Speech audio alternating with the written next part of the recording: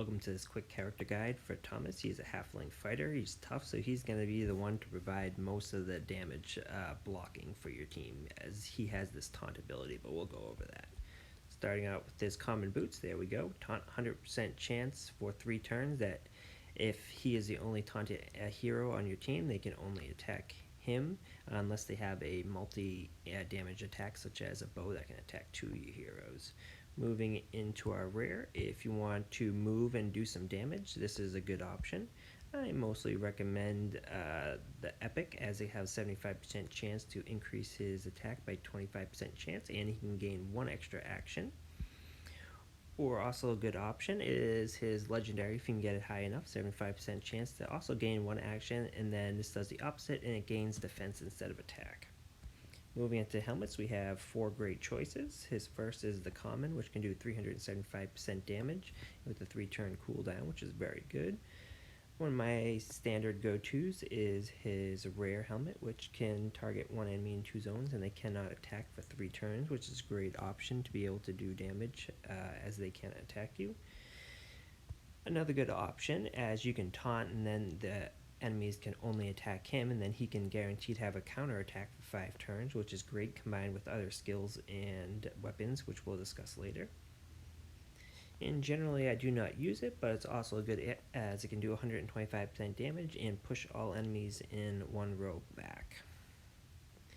Going into these pouches, or his necklace class, his common will give a taunt for 4 turns and heal 75% of the damage. One of my favorites is his rare, which will give him 50% defense for 3 turns, and then the cooldown's also 3 turns. Another awesome option is his epic, which will give him regenerate for 30% each turn for 4 turns. Or if you want extra counterattack, depending on where you have counterattack on your build, his legendary could also be a great option. Going to his weapons, there's generally a few I'll recommend.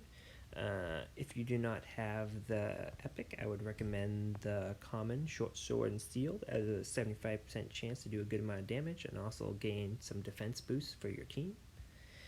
My personal favorite though is the epic, which has 75% chance to inflict 200 and then give allies 50% defense, so it's much better than the common if you can get it, but it also takes more resources and time to get a higher level. If you want to attack multiple enemies at once, the legendary is a great option, but again, it's still harder to get legendary items, so this may be something late game. Or if you're going against a really tough boss and you need to reduce their defense, 75% chance to reduce their defense by 50%, and it also does the most damage, I believe, out of all his weapons, inflicting 250. As always use your best armor, as they have no abilities. Going into his ring options, we have a couple great options. 100% chance to restore with a common item, so if he is dominated or has some negative defense, it'll restore on his turn, which is very great. His rare will give you a 50% chance for extra defense, so that's common and guaranteed and can't go away. I also love his epic, which has a 100% chance when attacked to give 50% defense. Mind you, it's only 1 turn. And then one of my personal favorites out of this class is his Fist of Rebuke, which is where I have my counterattack, which when you get to level 3, he'll give 80% chance at counterattack. So combining that with his shield and sword, this will give me a chance to also provide defense boosts for my team. That is a guide for Tommus. Go out there and destroy and save Waterdeep.